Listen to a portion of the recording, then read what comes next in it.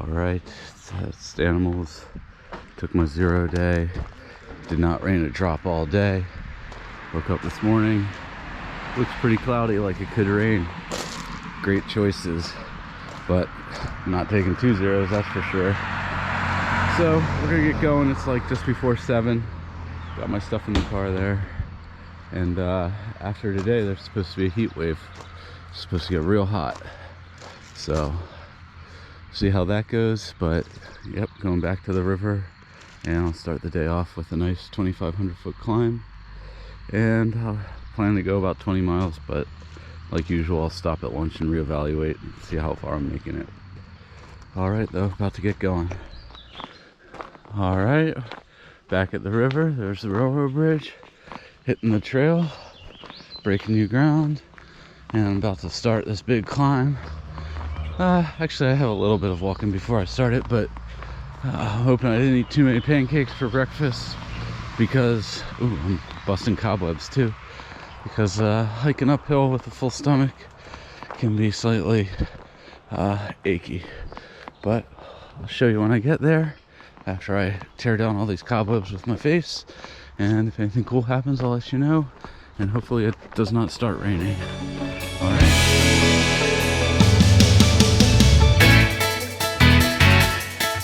So about halfway up the big climb to start the day. And that was interesting. So there's this view spot. I don't know if you can see it right down there in the middle, next to where you can see the river, is, I believe, the bridge that I started at. So that's how far I've come today. And it's cleared up, so it's gonna get hot for sure. And it's pretty humid. But like I said, about halfway, and I'll get another quarter of the way, and there's like a couple mile break before the last big climb. All right, let me get back on trail.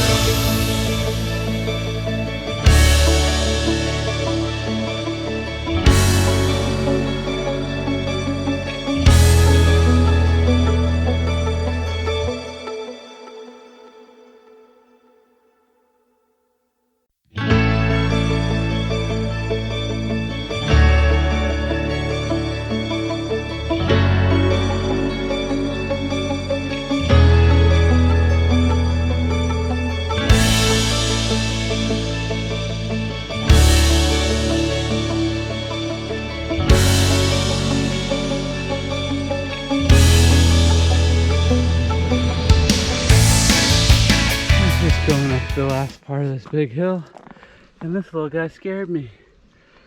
He looks somewhat friendly.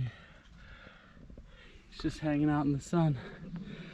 But it's like, what is that thing? Oh God. And I was like, oh, it's just a box turtle. First one I've seen though. I'll leave him be. No cars around here. Should be safe.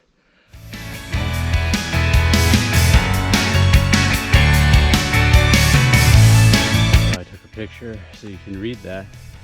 So it says this is the exact spot little Adi Kleinpal's body was found after he wandered away from school at just under 5 years old. He managed to wander 7 miles and up a mountain, if you believe it, in 1891. Now, I suspect forensics weren't as good back then, but I don't see how a 5-year-old just happened to wander 7 miles up this mountain. Presumably there wasn't even a path back then, and died at the very top. Seems very suspicious, but who am I? Detective? Not so much. But I think I made it to the top of today's big climb. I gotta check gut hooks, and for some reason there's some old piers and some steps. Maybe there used to be a tower up here for communications or something. So I'm gonna sit for a minute. All right. I was just thinking about how it's like June 4th or 5th, somewhere around there. And there still haven't really been any cicadas.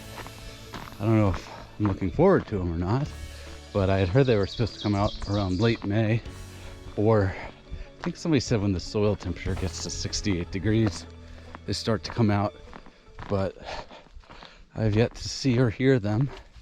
So it's kind of interesting. I wonder when they will come out. It's got to be within the next week or so. Maybe the heat wave they're calling for will warm everything up, and that'll spark them to come out.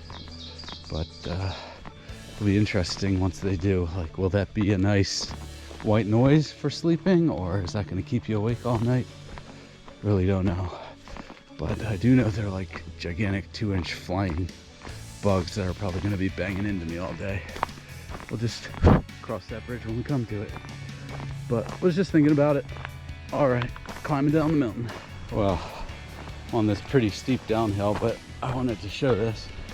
So even though it didn't rain too hard at the hostel, or at all really, yesterday, definitely looks like it could have rained here, because there's signs that the trail completely flooded out with all of this twigs and sticks and leaves and things being all bunched up, and there's the clear path down the middle, which is what happened about a week ago now when it really flash flooded out when I was hiking through it. So maybe I'll tell myself it was pouring rain up here, so I'll feel better about taking that 0.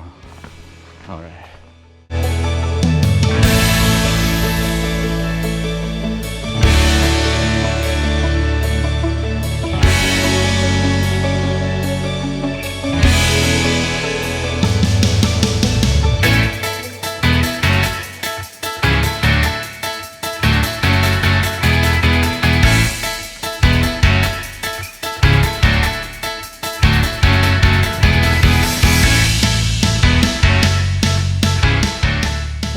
Walking along and almost forgot about it, but there it is, 800 miles and whatever that symbol somebody put at the end is. But I made it 800 miles, and I'm going down that way after a short break. All right, only 250 more to Maryland.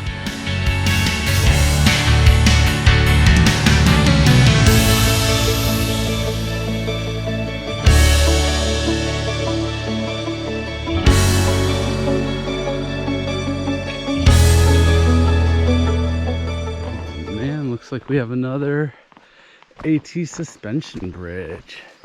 These things are really cool. I don't know why I think they're so cool, but I guess I just didn't even realize this kind of bridge was out here. And now this is the second one I've seen. And they're super wobbly, or at least the first one was. So let's take a look at the second one.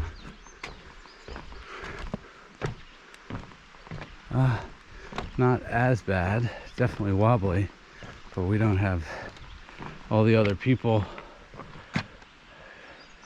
bouncing up and down on it just for fun. Look, we also got a spider web. I don't know if the camera will pick it up. But yeah, these suspension bridges are neat. This creek looks like it could be good to swim in too. Maybe I'll go for a dip. All right.